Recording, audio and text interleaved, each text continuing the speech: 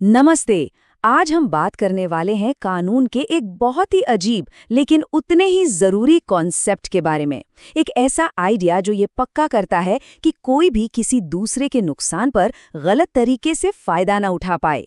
और मजे की बात यह है कि ये तब भी लागू होता है जब कोई फॉर्मल अग्रीमेंट या कॉन्ट्रैक्ट हुआ ही ना हो। सोचिए, ऐसा तो कई बार हो जाता है ना कि हमने गलती से किसी को पैसे भेज दिए या किसी और के बिल का पेमेंट कर दिया। तब दिमाग में यही सवाल आता है कि भाई, क्या ये पैसे वापस मिल सकते हैं? ये एक बहुत ही आम सिचुएशन है और कानून के पास इसका एक बड़ा ही दिलचस्प जवाब है। चलिए समझते हैं कि ऐसे मामलों में इंसाफ कैसे होता है। तो इस तरह की जो प्रॉब्लम्स है ना, उनका सल्यूशन छिपा है एक कॉन्सेप्ट में जिसे कहते हैं अर्ध संविदा या क्वासी कॉन्ट्रैक्ट। अब देखिए, जैसा कि नाम से ही थोड़ा थोड़ा अंदाजा लग रहा है, ये कोई आम कॉन्ट्रैक्ट जैसा नहीं है। तो सवाल उठता है कि भाई, ये क्वासी कॉन्ट्रैक्ट आखिर है क्या भला? देखिए, ये कोई ऐसा वादा नहीं है जो दो लोग आपस में बैठकर करते हैं, नहीं, बल्कि ये तो एक ऐसी जिम्मेदारी है जिसे कानून मतलब कि कोर्ट खुद लागू करता है। और इसका सिर्फ और सिर्फ एक ही मकसद है, ये पक्का करना कि कोई भी इंसान किसी दूसरे के नुकसान की कीमत पर गलत तरीके से अमीर ना बन जाए। और यही वो गोल्डन रूल है जिस पर क्वाजी कॉन्ट्रैक्ट का पूरा ढांचा खड़ा है। ये न्याय का, फेयरनेस का एक बहुत ही सीधा साधा लेकिन पावरफुल आइडिया है कि भाई, किसी को भी दूसरे के नुकसान से फायदा उठाने की इजाजत नहीं होनी चाहिए। सिंपल। और हमारे देश में यानी भारत में इस प्रिंसिपल को इंडियन कॉन्ट्रैक्ट एक्ट में बाकायदा जगह दी गई है। खास तौर पर सेक्शन 68 से लेकर 72 तक 5 ऐसी सिचुएशंस बताई गई हैं जहां कानून खुद आगे आकर ये सुनिश्चित करता है कि सबके साथ न्याय हो। तो ये हैं वो 5 खास हालात जब कानून बीच में आता है। पहला, जब किसी जरूरतमंद को जरूरी चीजें दी जाएं। दूसरा, जब कोई अपनी रुचि से किसी और का पेमेंट कर दे। तीसरा, जब कोई काम किया गया हो जो गिफ्ट नहीं था। चौथा, जब किसी को खोया हुआ सामान मिले। और पांचवा, जब गलती से पैसे दे दिए गए हो। चलिए अब एक एक करके इनको जरा डिटेल में समझते हैं। तो पहली सिचुएशन है उन लोगों के बारे में जो खुद कॉन्ट्रैक्ट नहीं कर सकते, जैसे कोई नाबालिग हो या कोई मानसिक रूप से अस्वस्थ व्यक्ति।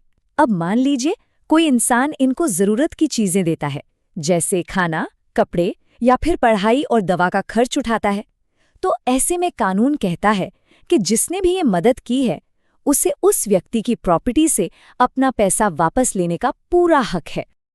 दूसरी सिचुएशन भी बड़ी इंटरेस्टिंग है। सोचिए, किसी के घर पर कोई टैक्स बकाया है। अब कोई दूसरा इंसान जिसका उस प्रॉपर्टी में कोई इंटरेस्ट है, वो उस टैक्स को भर देता है ताकि वो प्रॉपर्टी बच जाए। तो यहाँ कानून कहता है कि जिस व्यक्ति ने ये पेमेंट किया है वो उस असली मालिक से पैसे वसूल सकता है जिसकी ये टैक्स भरने की जिम्मेदारी थी। ये वाला प्रिंसिपल तो काफी सीधा साधा है। अगर कोई किसी के लिए कोई काम करता है या कोई सामान डिलीवर करता है और ये बिल्कुल साफ है कि वो इसे गिफ्ट के तौर पर नहीं कर रहा था, तो जिसे भी उस काम या सामान से फायदा हुआ है उसे उसके लिए पेमेंट करना ही पड़ेगा। कानून ये मानकर चलता है कि भाई, हर सर्विस की एक कीमत होती है।